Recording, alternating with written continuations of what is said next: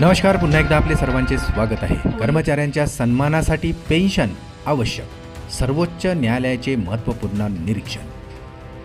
Pension ही केवळ आर्थिक मदत नसून कर्मचाऱ्यांचा सन्मान, प्रतिष्ठा आणि सामाजिक सुरक्षिततेची हमी असल्याचे महत्त्वपूर्ण निरीक्षण सर्वोच्च न्यायालयाने नोंदवले आहे.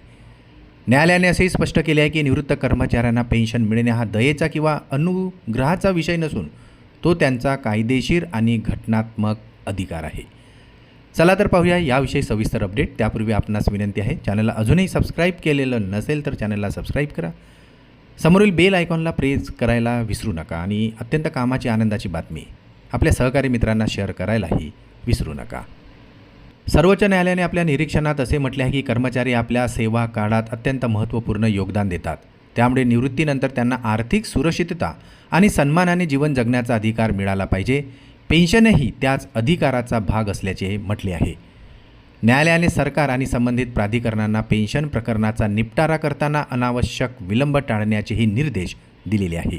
निवृत्त कर्मचाऱ्यांना त्यांच्या हक्काची रक्कम वेळेत मिळणे आवश्यक असून प्रशासकीय कारणामुळे त्यांना मानसिक किंवा आर्थिक त्रास होऊ नये असेही न्यायालयाने निर्णयात नमूद केलेले आहे.